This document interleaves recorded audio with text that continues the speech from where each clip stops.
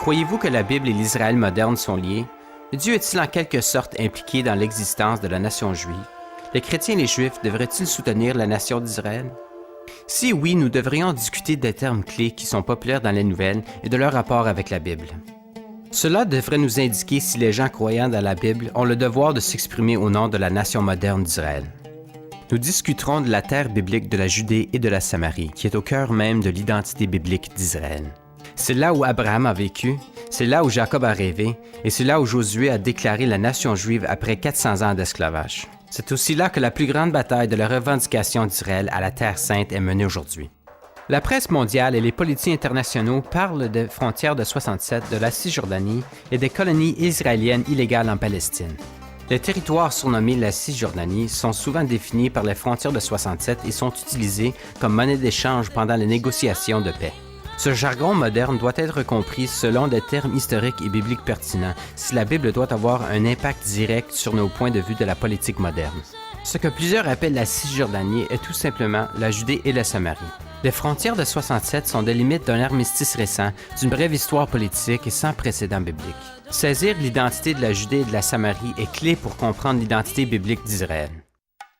Le récit de cette nation a commencé avec Abraham qui habitait ce qui est aujourd'hui l'Irak moderne. Abraham a quitté son domicile pour se réinstaller dans une terre que Dieu lui montrerait. Cette terre spéciale lui a été promise ainsi qu'à ses descendants comme un héritage. La promesse a été prononcée pour la première fois alors qu'il se tenait sur Elon-Moré, surplombant la vallée de Moré. Il descendit pour camper entre Haï et Bethel et acheta un terrain à Hébron. Alors qu'il voyageait dans le pays, Dieu répéta à Abraham comment il hériterait de la terre. Abraham est finalement décédé et a été enterré avec sa femme Sarah à Hébron. Abraham a transmis l'héritage à Isaac et Isaac l'a transmis à Jacob. Dieu a confirmé la promesse à Jacob et lui a accordé une vision d'ange qui allait et venait du ciel. Dieu a déclaré que ses descendants hériteraient de la terre où ils se reposaient et qu'ils se répandraient vers l'est, l'ouest, le nord et le sud. Jacob a acheté des terres à Sichem, mais il fut enterré avec son père à Hébron. Or, ces lieux sont importants. Elon-Moré, Sichem, Bethel, Hébron. Il y a encore mieux. Après avoir survécu à une génération dans le désert, Moïse envoya Josué dans la terre promise. Josué et ses hommes écrasèrent Jéricho et Haï. Il a ensuite entraîné les tribus à Sichem, où les 12 tribus étaient rassemblées pour la déclaration de l'union entre le peuple et la terre, achevant ainsi la promesse que Dieu a faite à Abraham. Après ces cérémonies, les prêtres ont continué jusqu'à un endroit appelé Silo. Là, ils érigèrent un tabernacle comme une maison de culte permanente à Dieu. Shiloh a servi de capitale spirituelle pour près de 370 ans. Regardons ces endroits sur la carte à nouveau. Elon-Moré, Sichem, Silo, Bethel, Hébron. Maintenant, ajoutons les frontières de l'Israël moderne et les lignes d'armistice de 1949, souvent appelées les frontières de 67. Visiblement, la plupart de ces lieux historiques sont en territoire contesté et donc, le droit légal à la terre est en question. Mais il devrait être évident maintenant que cette terre a un héritage profondément biblique. Regardons attentivement à l'histoire de la ligne d'armistice même. Le royaume de Transjordanie prit le contrôle de la Judée et la Samarie en 1948. La Transjordanie et 6 autres armées arabes attaquèrent le nouvel État d'Israël avec l'objectif déclaré de libérer les Arabes qui deviendraient sous le contrôle politique israélien. Beaucoup interprétèrent ceci comme une tentative flagrante d'éliminer l'État juif. Israël repoussa l'attaque et força le cessez-le-feu de 1949, laissant le contrôle de la Judée et la Samarie à la Transjordanie.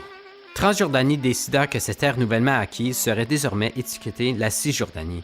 C'est ainsi que ce terme entra en usage. Les membres de la Ligue arabe ne reconnurent jamais la revendication de la Jordanie à la Judée et à la Samarie et déclarèrent que les lignes d'armistice ne doivent pas être considérées comme les frontières politiques. 18 ans plus tard, la Jordanie et ses alliés prirent position pour attaquer de nouveau. Ce fut le prélude à la guerre de 1967. Israël attaqua les premiers et remporta une victoire rapide et prit le contrôle de la Judée et la Samarie. Ce bref examen sert à souligner que la terre a été contestée depuis le retrait de l'influence britannique et la déclaration de l'État d'Israël en 1948. Soutenir une Judée et une Samarie pacifique et stable, sous le contrôle israélien, n'est pas une idée folle et irréfléchie. Les Juifs et les Arabes peuvent vivre ensemble en paix. Ce territoire disputé et contesté est véritablement au cœur de la terre d'Israël et la racine de son héritage. Regardons à nouveau ces emplacements sur la carte. Sans la Bible, il faut laisser les politiciens et les avocats débattre ces questions, et à faute de résultats, laisser l'armée résoudre cette dispute. Mais pour les croyants aux promesses de ce vieux livre poussiéreux, des questions clés doivent être répondues. Dieu n'a-t-il pas promis la Judée et la Samarie à un reste d'Israël revenant? Peut-on prendre la Bible comme la vérité et suggérer qu'Israël donne la Judée et la Samarie? Nous pouvons fermer la Bible et déclarer que Dieu ne s'intéresse pas à ce qui appartient à qui au Moyen-Orient. Mais ce serait nier ce qui a été clairement écrit. Quelle que soit notre inclination personnelle, nous devrons être clairs. La Judée et la Samarie ont été déclarées en tant que partie de l'héritage d'Israël. La Bible atteste cette vérité sans excuse, et la responsabilité de témoigner de ce fait revient à nous.